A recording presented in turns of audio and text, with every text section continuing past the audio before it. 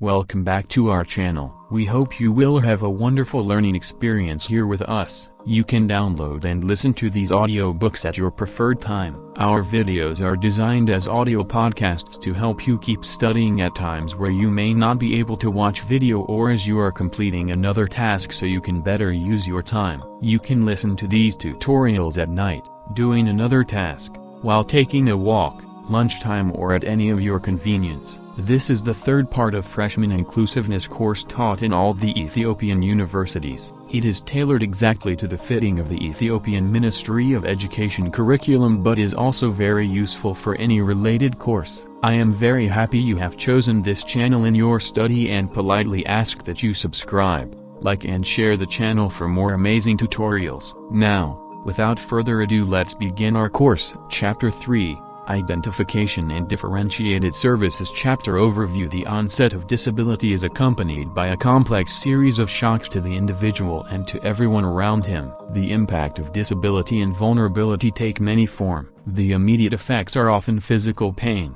limitation of mobility, disorientation, confusion, uncertainty, and a disruption of roles and patterns of social interaction. Peoples with disabilities and vulnerabilities have survival, physiological, safety, social, esteem, and self-actualization, fulfillment, needs like persons without disabilities. This chapter begins with the overview of the impacts of disability on daily life of peoples with disabilities and vulnerabilities and their needs for inclusive service provisions. It describes diverse needs of persons with disabilities and vulnerabilities, followed by differentiated intervention and rehabilitation approaches. The chapter further discusses inclusiveness from different perspectives, such as health services provision, accessibility of technologies, employment and economic independence, disability in rural life, and access to education for peoples with disabilities and vulnerabilities. In brief, at the end of this chapter, you are expected to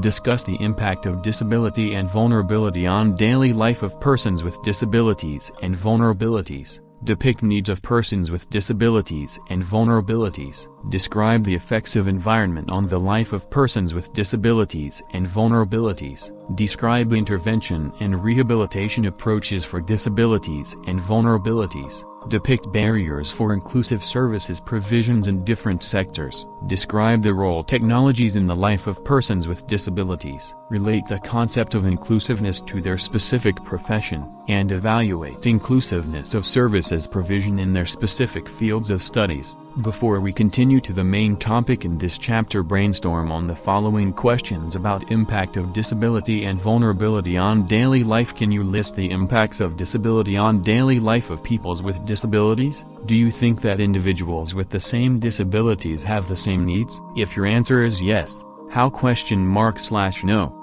Why? Factors related to the person. People respond to disabilities in different ways. Some react negatively and thus their quality of life is negatively affected. Others choose to focus on their abilities as opposed to their disabilities and continue to live a productive life. There are several factors that affect the impact a disability has on an individual. The following are often considered the most significant factors in determining a disability's impact on an individual. 1. The nature of the disability. Disability can be acquired, a result of an accident, or acquired disease, or congenital, present at birth. If the disability is acquired, it is more likely to cause a negative reaction than a congenital disability. Congenital disabilities are disabilities that have always been present, thus requiring less of an adjustment than an acquired disability. 2. The individual's personality. The individual personality can be typically positive or negative, dependent or independent, goal-oriented or laissez-faire. Someone with a positive outlook is more likely to embrace a disability than someone with a negative outlook. Someone who is independent will continue to be independent, and someone who is goal-oriented will continue to set and pursue goals. 3.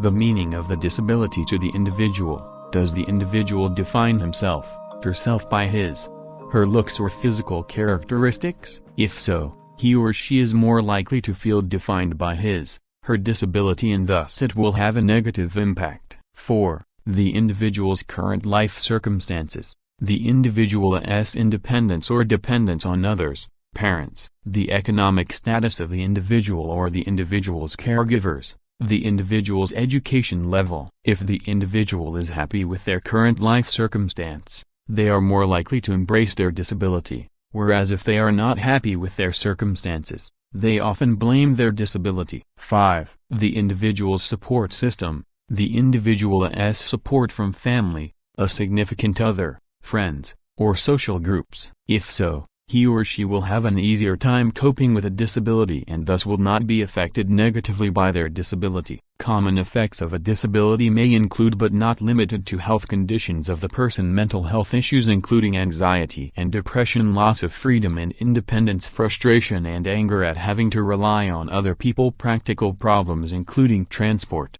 choice of activities, accessing buildings, unemployment, problems with learning and academic study, loss of self-esteem and confidence, especially in social situations. But all these negative effects are due to restricted environments, not due to impairments. The disability experience resulting from the interaction of health conditions, personal factors, and environmental factors varies greatly. Persons with disabilities are diverse and heterogeneous.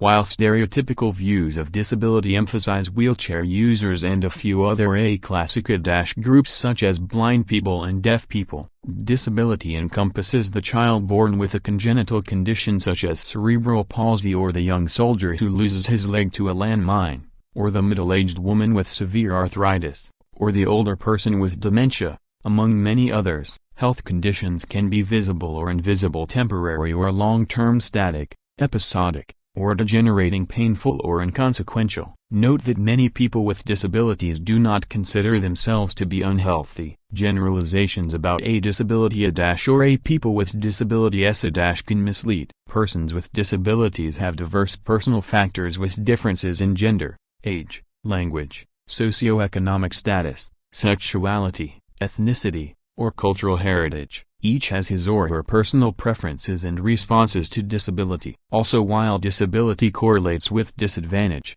not all people with disabilities are equally disadvantaged. Women with disabilities experience the combined disadvantages associated with gender as well as disability, and may be less likely to marry than non-disabled women. People who experience mental health conditions or intellectual impairments appear to be more disadvantaged in many settings than those who experience physical or sensory impairments. People with more severe impairments often experience greater disadvantage. Conversely, wealth and status can help overcome activity limitations and participation restrictions. In what ways do you think that disability restricts daily lives of persons with disabilities? What are the disabling factors, impairment or environment? People with disabilities and vulnerabilities live with challenges that impact their abilities to conduct activities of daily living. ADL. Disability and vulnerabilities can limit or restrict one or more ADLs, including moving from one place to another, for example, navigation, locomotion, transfer, maintaining a position, for example, standing, sitting, sleeping, interacting with the environment, for example, controlling systems, gripping objects, communicating, for example, speaking, writing, hand gestures, feeding, chewing, swallowing, etc., and perceiving the external world by movement of the eyes, the head, etc., due to inaccessible environment. Many older persons face one or more impairments. Their situation is often similar to that of people with disabilities. Their needs are similar to those people with multiple disabilities, with a decrease in the muscular, vision, hearing and cognitive capacities. Economic factors and disability. There is clear evidence that people with few economic assets are more likely to acquire pathologies that may be disabling. This is true even in advanced economies and in economies with greater levels of income equality. The impact of absolute or relative economic deprivation on the onset of pathology crosscuts conditions with radically different etiologies, encompassing infectious diseases and most common chronic conditions. Similarly, economic status affects whether pathology will proceed to impairment. Examples include such phenomena as a complete lack of access to or a delay in presentation for medical care for treatable conditions. For example, untreated breast cancer is more likely to require radical mastectomy, or inadequate access to state-of-the-art care, for example, Persons with rheumatoid arthritis may experience a worsened range of motion and joint function because disease-modifying drugs are not used by most primary care physicians. In turn, a lack of resources can adversely affect the ability of an individual to function with a disabling condition. For example, someone with an amputated leg who has little money or poor health insurance may not be able to obtain a proper prosthesis, in which case the absence of the limb may then force the individual to withdraw from jobs that require these capacities. Similarly, economic resources can limit the options and abilities of someone who requires personal assistance services or certain physical accommodations. The individual also may not be able to access the appropriate rehabilitation services to reduce the degree of potential disability either because they cannot afford the services themselves or cannot afford the cost of specialized transportation services. The economic status of the community may have a more profound impact than the status of the individual on the probability that disability will result from impairment or other disabling conditions. Research on employment among persons with disabilities indicates, for example, that such persons in communities undergoing rapid economic expansion will be much more likely to secure jobs than those in communities with depressed or contracting labor markets. Similarly, wealthy communities are more able to provide environmental supports such as accessible public transportation and public buildings or support payments for personal assistance benefits. Community can be defined in terms of the microsystem, the local area of the person with the disabling conditions, the mesosystem, the area beyond the immediate neighborhood, perhaps encompassing the town, and the macrosystem, a region or nation. Clearly, the economic status of the region or nation as a whole may play a more important role than the immediate micro-environment for certain kinds of disabling conditions. For example, access to employment among people with disabling conditions is determined by a combination of the national and regional labor markets, but the impact of differences across small neighborhoods is unlikely to be very great. In contrast, the economic status of a neighborhood will play a larger role in determining whether there are physical accommodations in the built environment that would facilitate mobility for people with impairments or functional limitations, or both. Finally, economic factors also can affect disability by creating incentives to define oneself as disabled. For example, disability compensation programs often pay nearly as much as many of the jobs available to people with disabling conditions,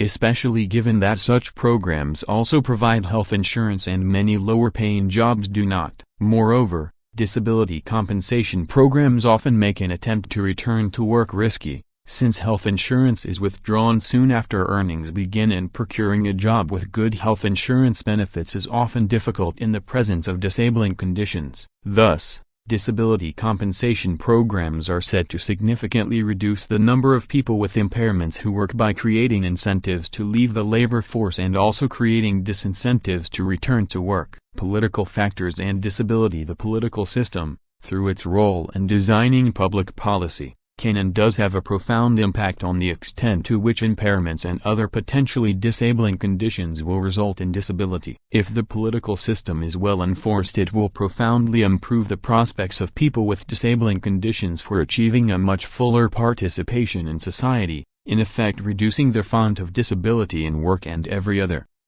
domain of human activity. The extent to which the built environment impedes people with disabling conditions is a function of public funds spent to make buildings and transportation systems accessible and public laws requiring the private sector to make these accommodations in non-public buildings. The extent to which people with impairments and functional limitations will participate in the labor force is a function of the funds spent in training programs, in the way that health care is financed, and in the ways that job accommodations are mandated and paid for. Similarly, for those with severe disabling conditions, access to personal assistance services may be required for participation in almost all activities, and such access is dependent on the availability of funding for such services through either direct payment or tax credits. Thus, the potential mechanisms of public policy are diverse, ranging from the direct effects of funds from the public purse, to creating tax incentives so that private parties may finance efforts themselves,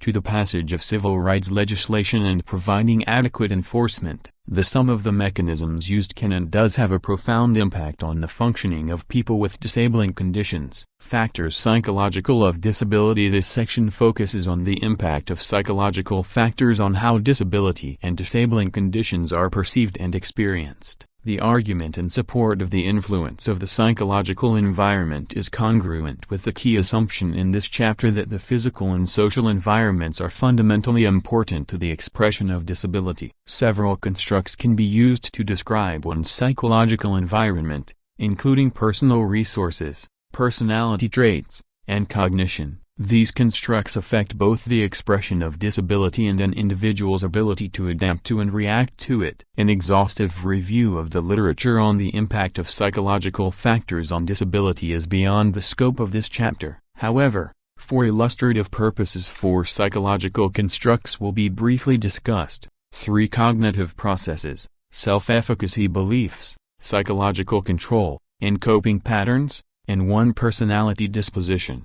Optimism. Each section provides examples illustrating the influence of these constructs on the experience of disability. A. Social cognitive processes. Cognition consists of thoughts, feelings, beliefs, and ways of viewing the world, others, and ourselves. 3 interrelated cognitive processes have been selected to illustrate the direct and interactive effects of cognition on disability. These are self-efficacy beliefs, psychological control, and coping patterns, which all these are socially constructed. B. Self-efficacy beliefs. Self-efficacy beliefs are concerned with whether or not a person believes that he or she can accomplish a desired outcome. Bandura, 1977, 1986. Beliefs about one's abilities affect what a person chooses to do, how much effort is put into a task, and how long an individual will endure when there are difficulties. Self-efficacy beliefs also affect the person's affective and emotional responses. Under conditions of high self-efficacy,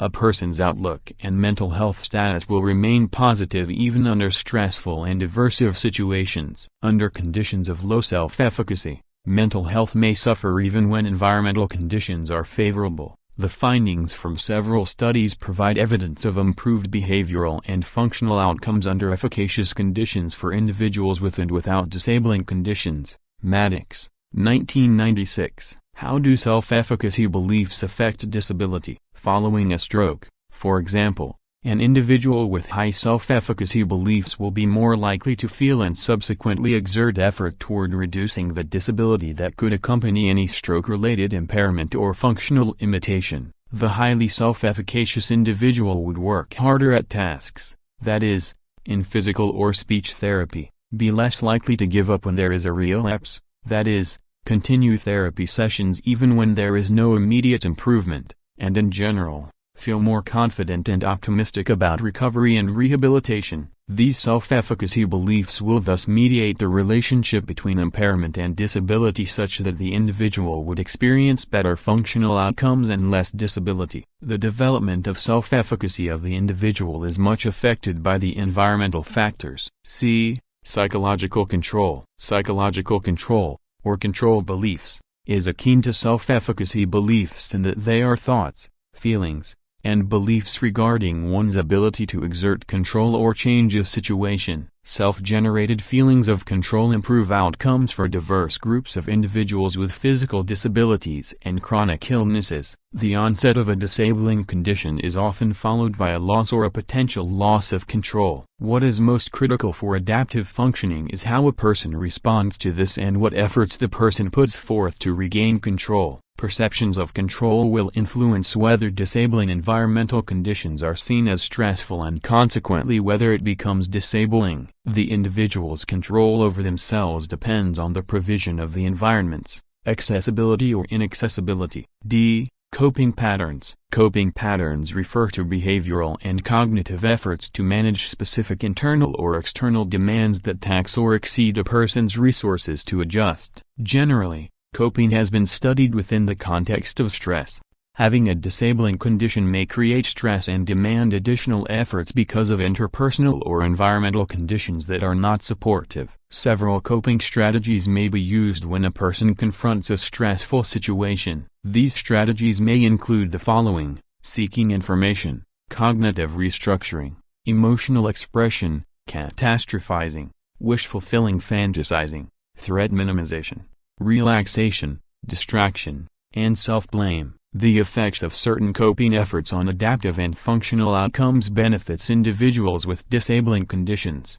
In general, among people with disabling conditions, there is evidence that passive, avoidant, emotion-focused cognitive strategies, for example, catastrophizing and wishful thinking, are associated with poorer outcomes, whereas active, problem-focused attempts to redefine thoughts to become more positive are associated with favorable outcomes. An adaptive coping pattern would involve the use of primary and secondary control strategies. What seems useful is the flexibility to change strategies and to have several strategies available. Active coping is a significant predictor of mental health and employment-related outcomes. Under conditions in which individuals with disabling conditions use active and problem-solving coping strategies to manage their life circumstances, there will be better functional outcomes across several dimensions, for example, activities of daily living, and employment, than when passive coping strategies are used. An important component in the coping process is appraisal.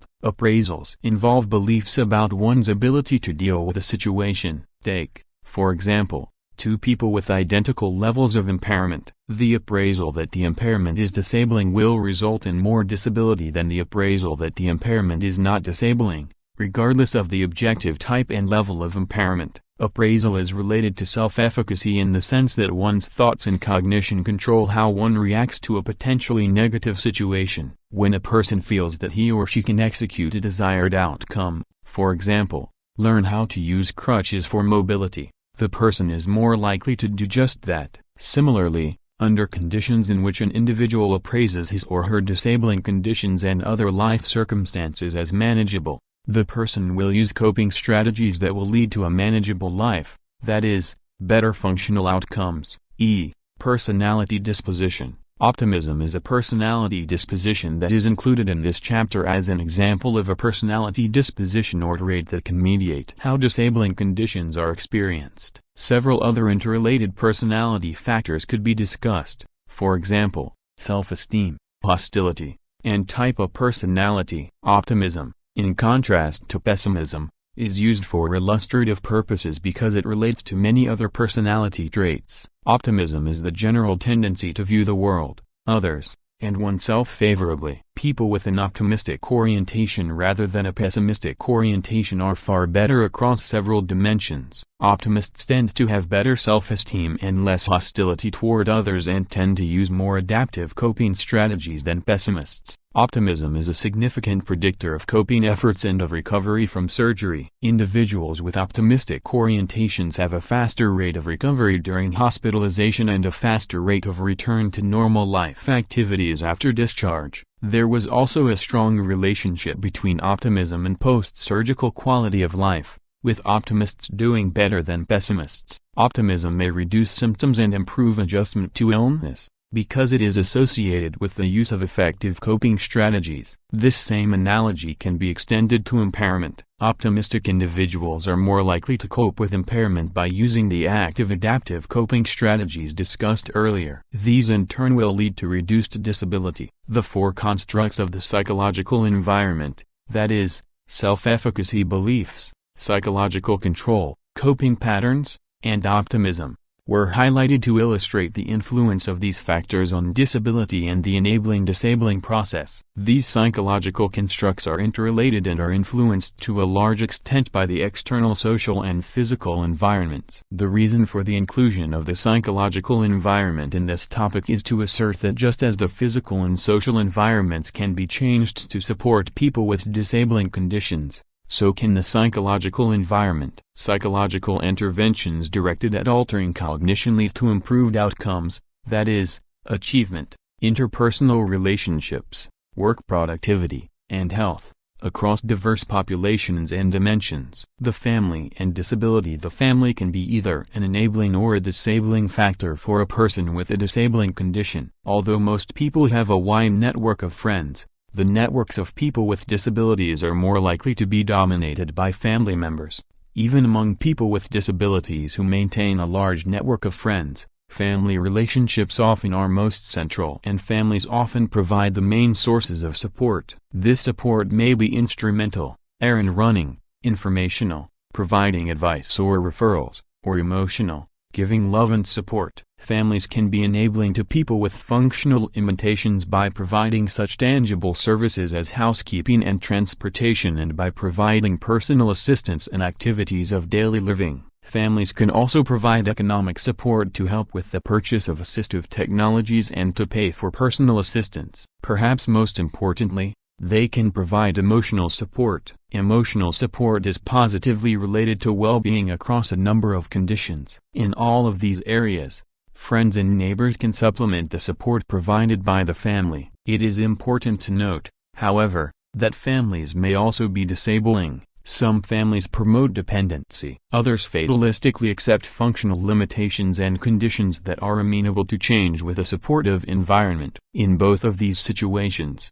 the person with the potentially disabling condition is not allowed to develop to his or her fullest potential. Families may also not provide needed environmental services and resources. For example, families of deaf children frequently do not learn to sign, in the process impeding their children's ability to communicate as effectively as possible. Similarly, some well-meaning families prematurely take over the household chores of people with angina, thereby limiting the opportunity for healthy exercise that can lead to recovery. Needs of persons with disabilities and vulnerabilities. Needs of persons with disabilities and vulnerabilities depends on different factors. What needs do you think persons with disabilities may have? People with disabilities do not all share a single experience, even of the same impairment. Likewise, professionals in the same discipline, sector do not follow a single approach or hold the same values. Exciting new directions will arise from individual professionals,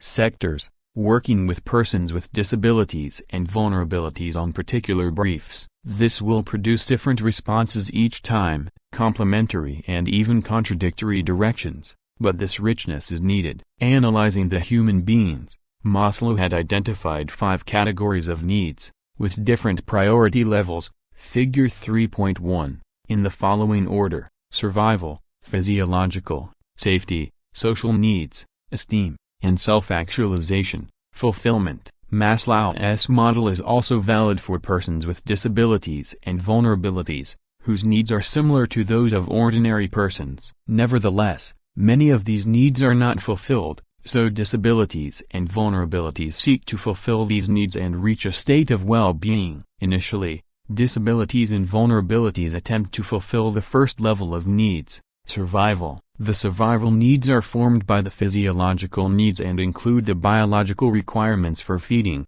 performing hygiene, sleeping, ADL, and so on. When disabilities and vulnerabilities fulfill their survival needs, they will look for situations that keep them safe, before moving up the chain and fulfill their needs to be part of society and to achieve. As an example of needs in terms of safety, consider a person with visual impairment who wishes to cross the street safely. In contrast, for the elderly, at-risk and street children, safety might represent the ability to obtain emergency help after falling and not being able to stand again. Social need is a key element that disabilities and vulnerabilities would like to develop continuously. For example, a person with a hearing impairment suffers from a diminution of social contact, while someone with a motor disability feels excluded from the social activities. The third level of the pyramid relates to esteem, both self-esteem and being favorably recognized by others. Esteem is often related to the capability of achieving things, contributing to a work activity, and being autonomous. In particular, disabilities and vulnerabilities in a dependent situation feel the need for increased autonomy, as well as the opportunity to prove their worth to themselves and others through work or other activities. Persons with disabilities and vulnerabilities have socio-emotional, psychological, physical and social, environmental and economic needs in general. The following list but not last are basic needs of persons with disabilities and vulnerabilities to ensure equality for all within our society. A. Full access to the environment, towns, countryside buildings. B. An accessible transport system. C. Technical aids and equipment. D. Accessible, adapted housing. E. Personal assistance and support. F. Inclusive education and training. G. Inadequate income. H. Equal opportunities for employment. I. Appropriate and accessible information. J. Advocacy, towards self-advocacy. K. Counseling. L.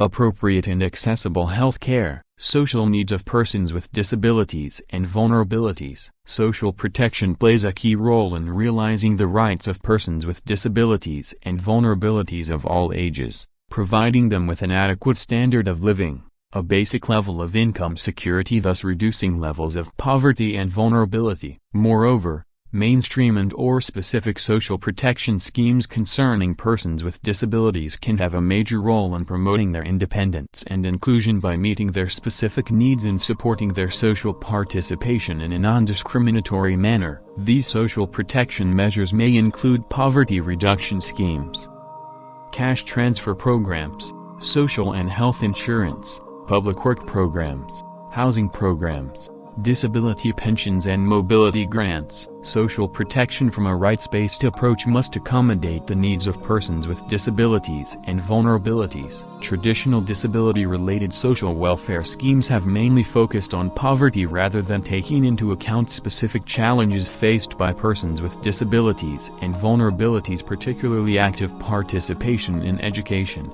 access to health and employment. Previous methods of addressing benefits for persons with disabilities have shown limited progress in overcoming the deeply rooted social structures and practices that hinder opportunities for persons with disabilities. Consequently, social protection needs to move beyond traditional welfare approaches to intervention systems that promote active citizenship, social inclusion and community participation while avoiding paternalism and dependence. The right of persons with disabilities to social protection is recognized by the 1948 Universal Declaration of Human Rights, UDHR, the 1966 International Covenant on Economic, Social and Cultural Rights, ICHSCR, and, more specifically, the 2006 UN Convention on the Rights of Persons with Disabilities, CRPD. Article 28 of the CRPD in particular recognizes the right of persons with disabilities to an adequate standard of living and to social protection,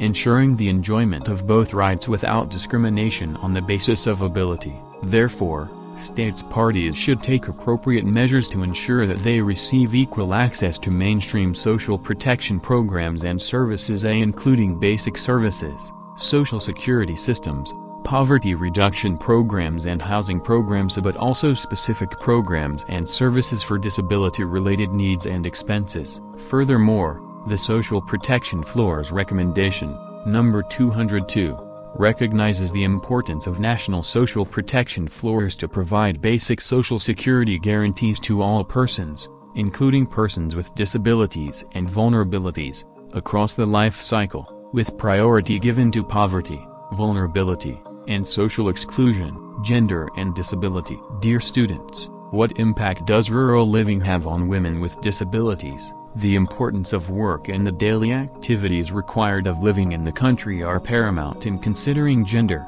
For the male and female with disabilities and vulnerable groups, work is universally seen as important, whether paid work or voluntary, when the work interests of men with disabilities are similar to those of others around them. Their identity as a mono becomes more valuable to the community. However, there are issues around how masculinity in rural areas is constituted. Finding ways to express this through involvement in common activities can be difficult. Many of male and females with disabilities have creativity and skill in finding ways to do things and consequently being able to build friendships with other men in their communities. Work, particularly paid work, is also important for many of the female contributors. Sustaining this in the face of community views about disability is at times difficult, particularly when it is balanced with expectations of traditional women's roles of homemaking and childcare. Being excluded from these latter tasks because of other protective or controlling views is particularly difficult for some women in asserting their identities as women and exploring these types of gendered practices. Identity and disability. The relational nature of identity seems to be of central importance to people with disabilities, and a rural environment in some instances provides a different way for people to be perceived by others and by themselves. People with disabilities are not primarily clients or service users but rather are known members of their communities with a shared and, at times, intergenerational history. The formality of the service system is counterpointed by the relationships people formed with those who share a rural life. Identity marked by disability is complex and multi-layered relationships. Outside of paid, formalized service settings, services are facilitators of a rural life, rather than the focus of rural life itself. New technologies, determination and interests shape differing identities for people who are active agents in their own lives. This is not to argue that rural living is an idol for people with disabilities. For some, their interests and aspirations are elsewhere and they may be constrained by the necessity of living rurally either because of the needed support from families or a personal need for the refuge of rural living in times of difficulty. Such difficulties are often generated by broader structural relations of being socially identified as a disabled, such as with the onset of new austerity measures. Disability as part of an individual's identity is seen by some as a struggle. This is often twofold: internally to individuals and their sense of self and, too often, in the way they are perceived and constructed by those around them. An acquired disability is experienced as challenging the nature of one's internal pre-established identity and as a struggle to change the perceptions and attitudes of others and the physical environment in which a person lives. Relations with family, friends and communities often provided a contradictory landscape, where a person has to negotiate his or her new disabled identity yet, at the same time, is able to draw upon previous shared experiences to become re-embedded in friendships and communities. Finding ways to gain a value in the local community with a disability is an ongoing and, too often, difficult journey. It is these very journeys that create one's identity and the relational nature of this identity to the rural landscape. Belongingness and disability. Belonging is a complex concept involving an attachment to place,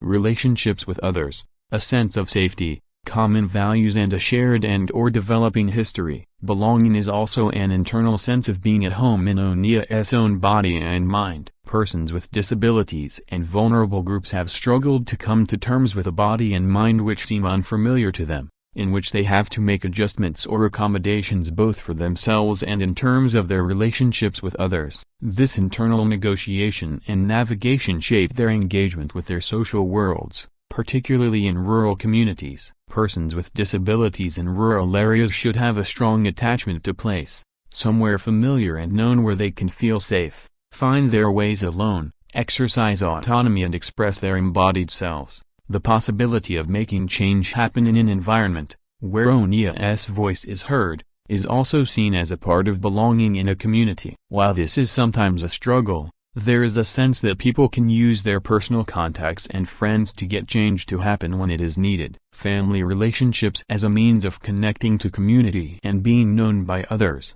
and knowing others outside the family are important. Different kinds of relationship contributed to this sense of belonging, ranging from the more superficial nodding acquaintances to specific informal support from known others, to the intimacy of close friends and kin. Historically, for people with disabilities, rurality was once the site of exclusion, rather than belonging, where identity and gender were disregarded in favor of ensuring protection of people with disabilities and of the society in which they lived. The idea of belonging in a rural landscape was promoted by people with a vested interest in segregation. People with disabilities and marginalized groups feel isolated. Some persons with disabilities have actively sought to migrate to urban environments, to escape from the confines and constraints of small rural environments and to build broader social networks away from the farm. 3.2.1.4 Intersectionality. Social structures and norms surrounding age are particularly significant,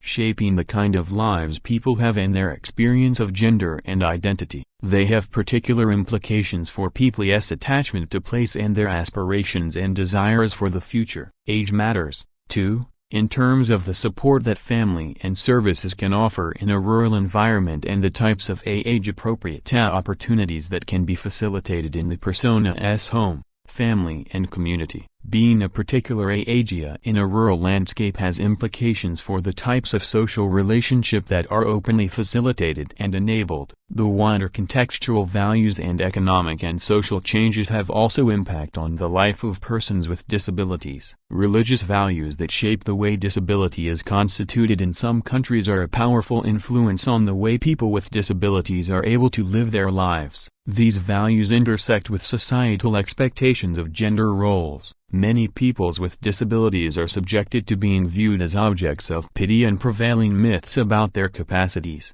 socially and individually. These social myths are key sites of struggle and, as suggested earlier, are deeply intertwined with the persona's own subjective understandings of gendered identities and sense of belonging as a person with a disability. Economic changes which have led to mass migration from the rural to the urban and increased the emphasis on citizens' economic contribution to society have also had an impact on rural living for some people. Further, structural changes, such as austerity and welfare retraction, in some countries have created unique pressures on some people with disabilities living in rural areas. These places may provide a space to idea, a place where one is known and familiar, and where one is sheltered from the negative attitudes that accompany government cutbacks. Such prevailing economic constraints also lead to new forms of isolation, the constant pressure to represent in an acceptable way to the people one knows and, at the same time, to continue to qualify for the benefits one needs has added a new form of stress to rural living not previously experienced by many people with disabilities. The experience of having a disability and not being on welfare is significantly different to that of people with disabilities whose economic security depends on what has become highly stigmatized support. The management of the self and of rural social relationships intersects deeply with these broader structural changes,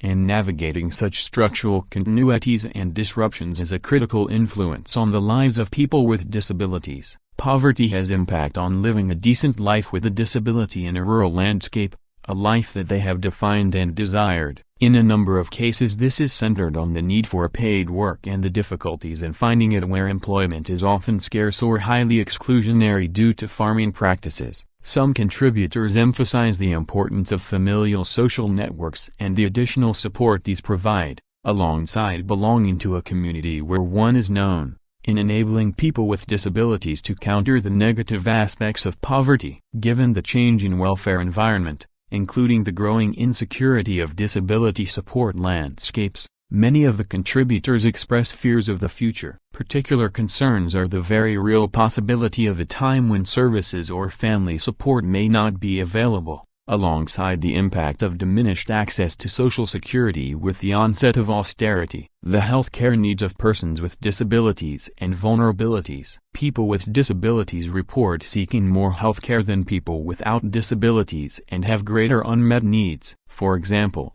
a recent survey of people with serious mental disorders showed that between 35% and 50% of people in developed countries, and between 76% and 85% in developing countries, received no treatment in the year prior to the study. Health promotion and prevention activities seldom target people with disabilities. For example, women with disabilities receive less screening for breast and cervical cancer than women without disabilities. People with intellectual impairments and diabetes are less likely to have their weight checked. Adolescents and adults with disabilities are more likely to be excluded from sex education programs. Take a few minutes to think about how are the lives of people with disabilities affected by lack of health care service. People with disabilities are particularly vulnerable to deficiencies in health care services. Depending on the group and setting, persons with disabilities may experience greater vulnerability to secondary conditions, comorbid conditions, age-related conditions, engaging in health risk behaviors and higher rates of premature death. Secondary conditions. Conditions occur in addition to, and are related to, a primary health condition, and are both predictable and therefore preventable. Examples include pressure ulcers, urinary tract infections, osteoporosis and pain. Comorbid conditions. Conditions occur in addition to, and are unrelated to, a primary health condition associated with disability. For example, the prevalence of diabetes in people with schizophrenia is around 15% compared to a rate of 2 to 3% for the general population. C. Age-related conditions. The aging process for some groups of people with disabilities begins earlier than usual. For example, some people with developmental disabilities show signs of premature aging in their 40s and 50s. D. Engaging in health risk behaviors. Some studies have indicated that people with disabilities have higher rates of risky behavior such as smoking, poor diet and physical inactivity. Barriers to healthcare for persons with disabilities and vulnerable groups. People with disabilities encounter a range of barriers when they attempt to access healthcare, including the following.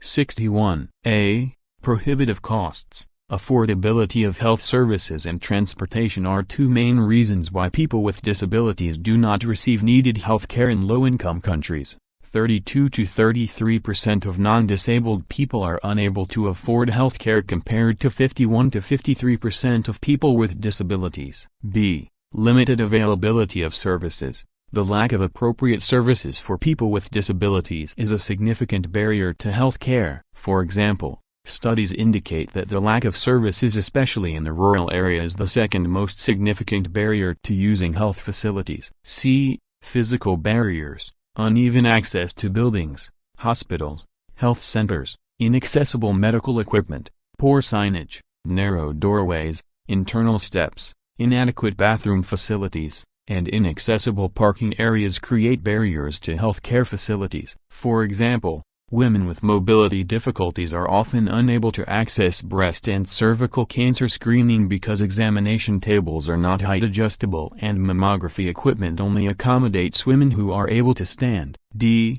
Inadequate skills and knowledge of health workers. People with disabilities were more than twice as likely to report finding healthcare provider skills inadequate to meet their needs, 4 times more likely to report being treated badly, and nearly 3 times more likely to report being denied care. Addressing for inclusive barriers to healthcare. Governments and professionals can improve health outcomes for people with disabilities by improving access to quality, affordable healthcare services, which make the best use of available resources. As several factors interact to inhibit access to healthcare, reforms in all the interacting components of the healthcare system are required. A. Policy and legislation. Assess existing policies and services. Identify priorities to reduce health inequalities and plan improvements for access and inclusion. Make changes to comply with the CRPD. Establish healthcare standards related to care of persons with disabilities with enforcement mechanisms. B. Financing. Where private health insurance dominates healthcare financing, ensure that people with disabilities are covered and consider measures to make the premiums affordable. Ensure that people with disabilities benefit equally from public health care programs. Use financial incentives to encourage healthcare providers to make services accessible and provide comprehensive assessments, treatment, and follow-ups. Consider options for reducing or removing out-of-pocket payments for people with disabilities who do not have other means of financing healthcare services. C. Service delivery. Provide a broad range of modifications and adjustments, reasonable accommodation, to facilitate access to healthcare services. For example, changing the physical layout of clinics to provide access for people with mobility difficulties, or communicating health information in accessible formats such as Braille. Empower people with disabilities to maximize their health by providing information, training, and peer support. Promote community-based rehabilitation, CBR, to facilitate access for disabled people to existing services. Identify groups that require alternative service delivery models, for example, targeted services or care coordination to improve access to health care. D. Human resources. Integrate disability inclusion education into undergraduate and continuing education for all healthcare professionals. Train community workers so that they can play a role in preventive health care services. Provide evidence-based guidelines for assessment and treatment. Disability, vulnerability and the environment. Dear students, How specific nature of environment increases or decreases the degree of disability. How society's attitudes affect the services provision for persons with disabilities. How can you decrease the impact of disability in your specific profession to make the life of persons with disabilities simple? The prevailing understanding about the cause of disability has undergone profound change worldwide. Previous models of absolute determinism that viewed pathology and disability interchangeably and that excluded consideration of the environment have been replaced by models in which disability is seen to result from the interaction between the characteristics of individuals with disabilities and the characteristics of their environment. Cultural norms affect the way that the physical and social environments of the individual are constituted and then focus on the few but not all of the elements of the environment to provide examples of how the environment affects the degree of disability. The amount of disability is not determined by levels of pathologies, impairments, or functional limitations, but instead is a function of the kind of services provided to people with disabling conditions and the extent to which the physical, built environment is accommodating or not accommodating to the particular disabling condition. Because societies differ in their willingness to provide the available technology and, indeed, their willingness to provide the resources to improve the technology, disability ultimately must be seen as a function of society, not of a physical or medical process.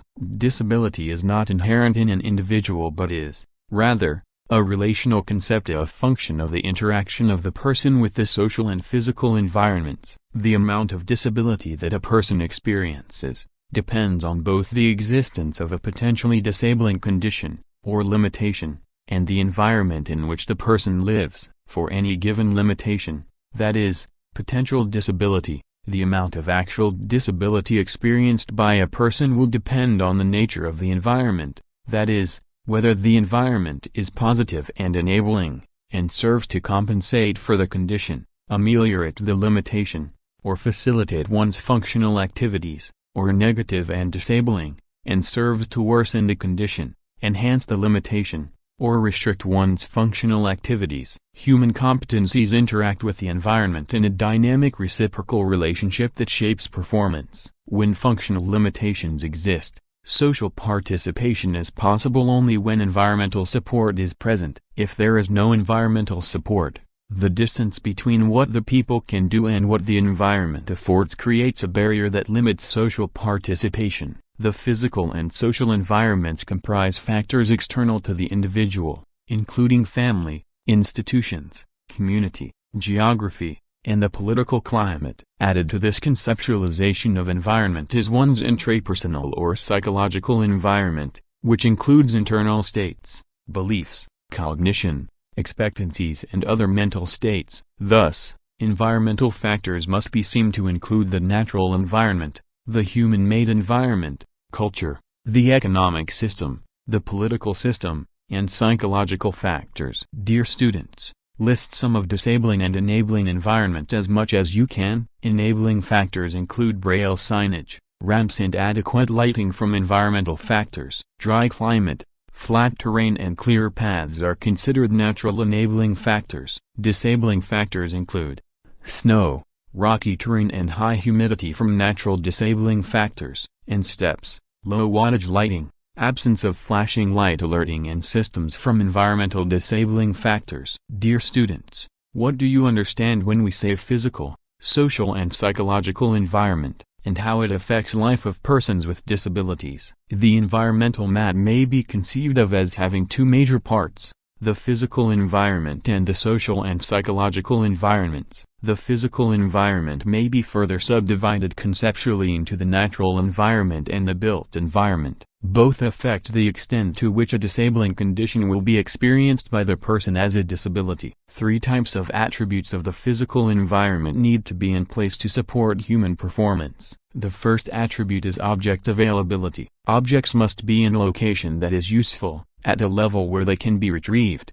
and must be organized to support the performance of the activity. Neither a sink that is too high for a wheelchair user nor a telecommunications device for the deaf, TDD, that is kept at a hotel reception desk is available. The second attribute is accessibility. Accessibility is related to the ability of people to get to a place or to use a device. Accessibility permits a wheelchair user to ride a bus or a braille user to read a document. The third attribute is the availability of sensory stimulation regarding the environment. Sensory stimulation, which can include visual, tactile, or auditory cues, serves as a signal to promote responses. Examples of such cues could include beeping microwaves, which elicit responses from people without hearing impairments, or bumpy surfaces on subway platforms, which tell users with visual impairments to change their location. The natural environment. The natural environment may have a major impact on whether a limitation is disabling. For example,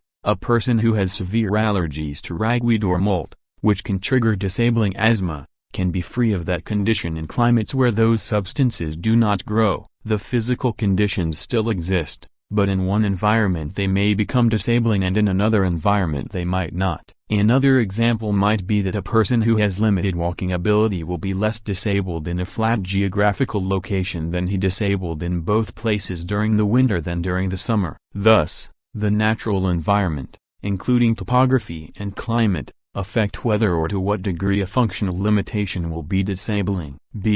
The human-made environment. The physical environment is a complex interaction of built-in objects. Built objects are created and constructed by humans and vary widely in terms of their complexity, size, and purpose. Built objects are created for utilitarian reasons and also for an outlet for creativity. For instance, built objects such as dishwashers and computers have the potential to enhance human performance or to create barriers. Rural environment.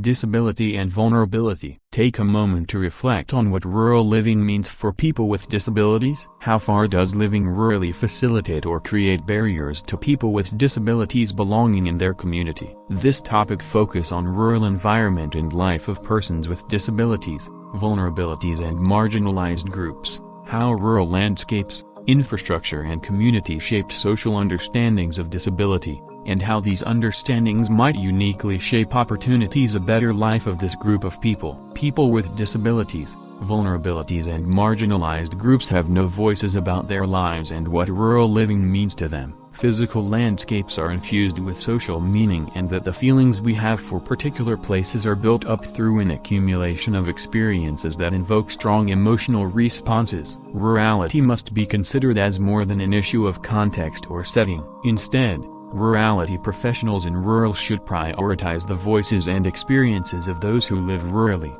and that the specific characteristics or aspects of the particular rural communities to which they belong. Since larger population of Ethiopia, more than 85%, are agricultural community, life and aspirations of disabilities and vulnerable groups highlight both the pull and the push of rural living without appropriate services and supports. Persons with disabilities, vulnerable and marginalized groups living in rural areas have double disadvantaged due to their impairments and vulnerabilities and unfavorable physical and social environment. Professionals who are working in rural areas should work in collaboration accordingly. More specifically, these group of people have been excluded from agricultural works. Productivity, due its nature high demand to labor and lack of technologies and well-organized support from professional, creating welcoming, inclusive environment. External environmental modifications can take many forms. These can include assistive devices,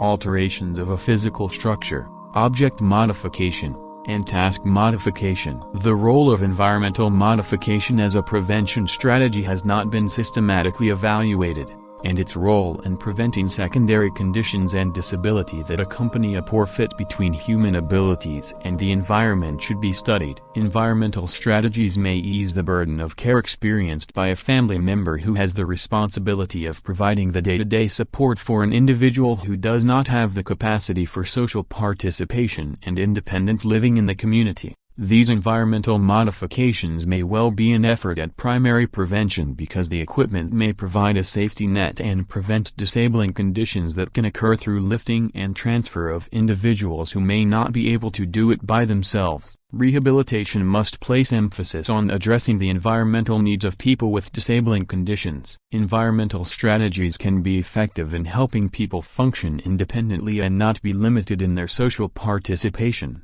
in work, leisure or social interactions as a spouse, parent, friend, or co-worker. Examples of environmental modification: 1. Mobility aids, hand orthosis, mouth stick, prosthetic limb, wheelchair, manual and or motorized, canes, crutches, braces. 2. Communication aids, telephone amplifier or TDD, voice-activated computer, closed or real-time captioning, computer-assisted note-taker, print enlarger, reading machines, books on tape, sign language or oral interpreters, braille writer, cochlear implant, communication boards, FM, audio induction loop, or infrared systems. 3. Accessible structural elements, ramps, elevators, wide doors, safety bars, non-skid floors, sound-reflective building materials, enhanced lighting, electrical sockets that meet appropriate reach ranges, hardwired flashing alerting systems, increased textual contrast. 4. Accessible features, built-up handles, voice-activated computer, automobile hand controls. 5. Job accommodations, simplification of task, flexible work hours, rest breaks, splitting job into parts, relegate non-essential functions to others. 6.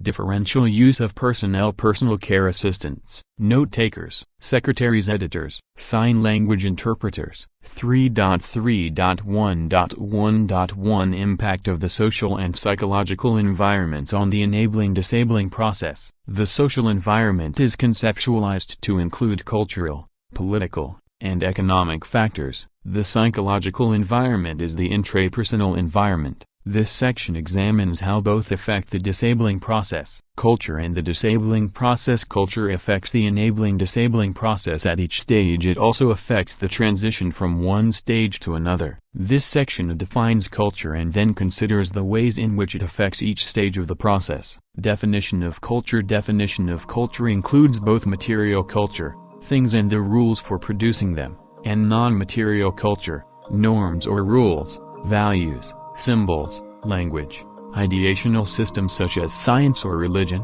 and arts such as dance, crafts, and humor.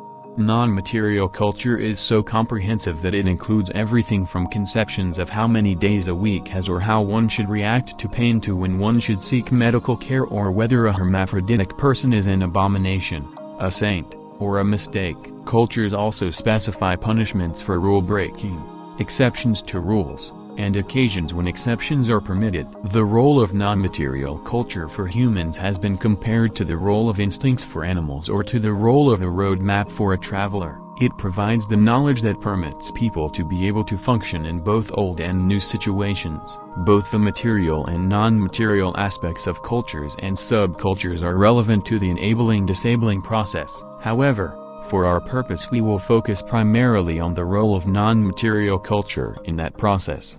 Cultures have an impact on the types of pathologies that will occur as well as on their recognition as pathologies. Dear students, discuss the relationship between culture, social structure, and the types of disabilities that arise from the types of pathologies in your community and how it affects persons with disabilities in their daily life.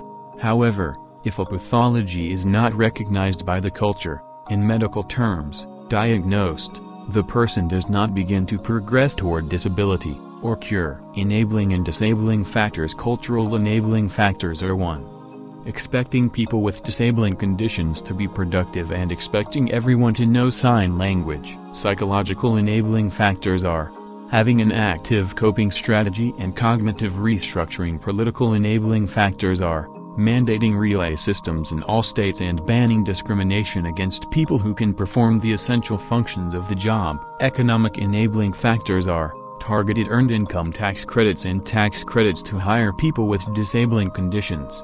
Cultural disabling factors are 1. Stigmatizing people with disabling conditions and 2. Valuing physical beauty. Psychological disabling factors are 1. Denial and 2. Catastrophizing. Political disabling factors are 1. Segregating children with mobility impairments in schools, and 2. Voting against paratransit system. Economic disabling factors are 1. Economic disincentives to get off Social Security disability income benefits, and 2. No subsidies or tax credits for purchasing assistive technology. Culture can affect the likelihood of the transition from pathology to impairment. A subculture, such as that of a well-educated society, in which health advice is valued, in which breast cancer screening timetables are followed, and in which early detection is likely, is one in which breast tumors are less likely to move from pathology to impairments. In a subculture in which this is not true, one would likely see more impairments arising from the pathologies. Cultures can also speed up or slow down the movement from pathology to impairment, either for the whole culture or for subgroups for whom the pathway is more or less likely to be used. For example, some religions, women are less likely to seek health care because it means a man must be available to escort them in public, which is unlikely if the males are breadwinners and must give up income to escort them, and women are also less likely to seek health care if the provider is male. Thus, their culture lessens the likelihood that their pathology will be cured and therefore increases the likelihood that the pathology will become impairment.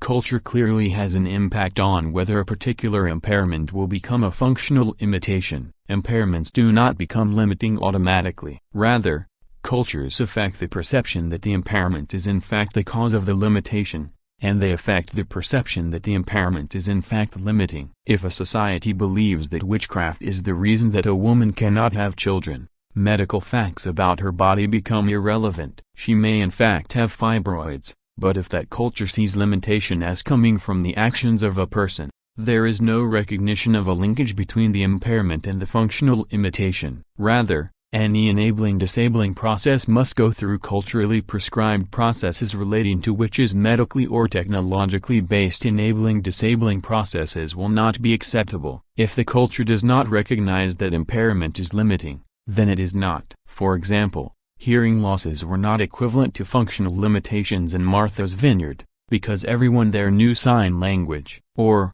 if everyone has a backache, it is not defined by the culture as limiting. There are many cross-cultural examples. In a culture in which nose piercing is considered necessary for beauty, possible breathing problems resulting from that pathology and impairment would be unlikely to be recognized as being limiting. Or, in a perhaps more extreme case, female circumcision is an impairment that could lead to functional limitation, inability to experience orgasm. But if the whole point is to prevent female sexual arousal and orgasm, then the functional limitation will not be recognized within that culture but will only be recognized by those who come from other cultures. In all these examples, if the culture does not recognize the impairment, the rehabilitation process is irrelevant. But there is no need to rehabilitate a physical impairment if there is no recognized functional limitation associated with it. Pathway from functional limitation to disability. Here, the most important consideration is the ways in which the transition from functional limitation to disability is affected by culture. A condition that is limiting must be defined as problematic by the person and by the culture for it to become a disability. Whether a functional limitation is seen as being disabling will depend on the culture. The culture defines the roles to be played and the actions and capacities necessary to satisfy that role. If certain actions are not necessary for a role, then the person who is limited in ability to perform those actions does not have a disability. For example, a professor who has arthritis in her hands but who primarily lectures in the classroom, dictates material for a secretary to type, and manages research assistants may not be disabled in her work role by the arthritis. In this case, the functional limitation would not become a disability. For a secretary who would be unable to type, on the other hand, the functional limitation would become a disability in the work sphere. A disability can exist without functional limitation, as in the case of a person with a facial disfigurement living in cultures such as that in the United States, whose standards of beauty cannot encompass such physical anomalies. Culture is thus relevant to the existence of disabilities. It defines what is considered disabling. Additionally, culture determines in which roles a person might be disabled by a particular functional limitation. For example, a farmer in a small village may have no disability in work roles caused by a hearing loss. However, that person may experience disabilities in family or other personal relationships. On the other hand, a profoundly deaf, signing person married to another profoundly deaf, signing person may have no disability in family-related areas, although there may be a disability in work-related areas.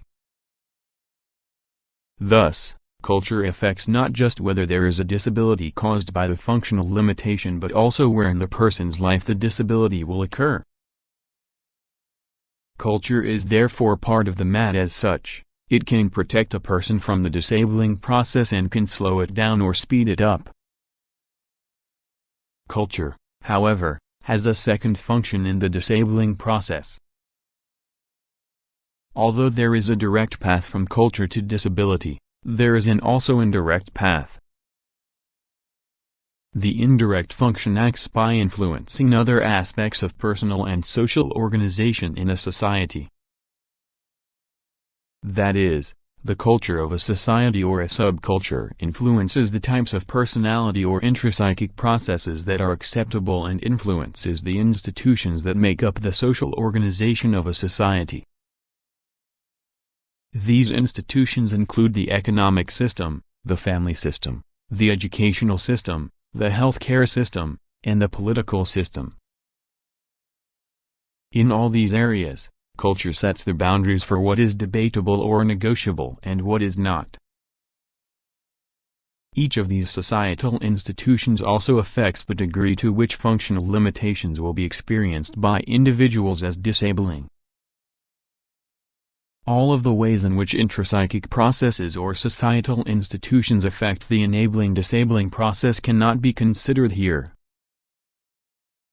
However, the remainder of this section presents some examples of how the enabling-disabling process can be affected by three factors: economic, political, and psychological.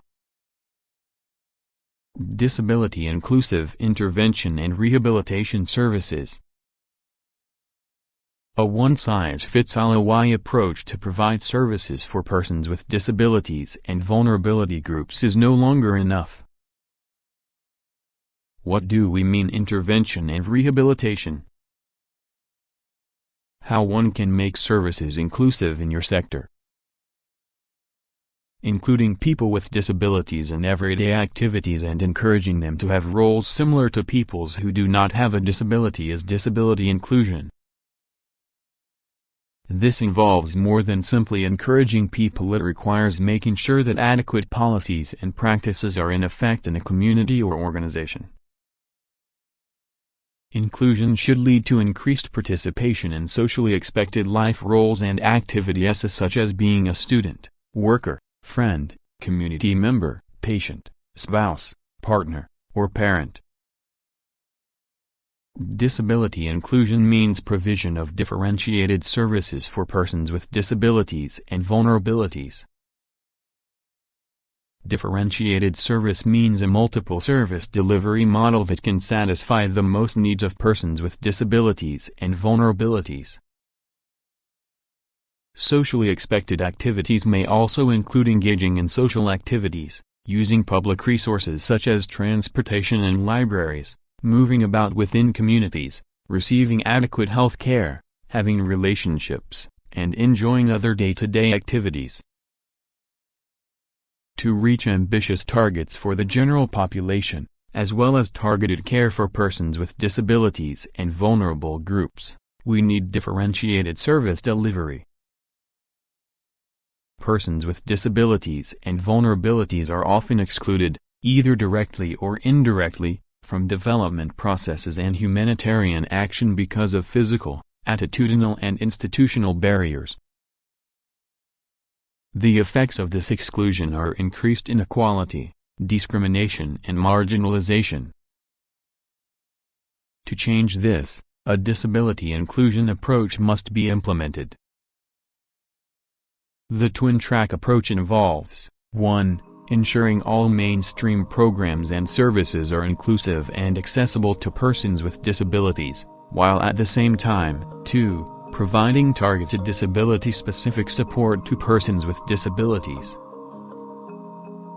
The two tracks reinforce each other. When mainstream programs and services, such as health and education services, are disability inclusive and aware, this can help facilitate both prevention of impairments, as well as early identification of children and persons with disabilities who can then be referred to disability-specific services. And the provision of disability-specific supports, such as assistive devices, can help facilitate more effective inclusion of persons with disabilities in mainstream services. This is the end of the first audio tutorial for Chapter 3. Please make sure you have achieved the course objectives mentioned in the beginning of this chapter session. Visit our channel for the next section. Thank you for reading with us.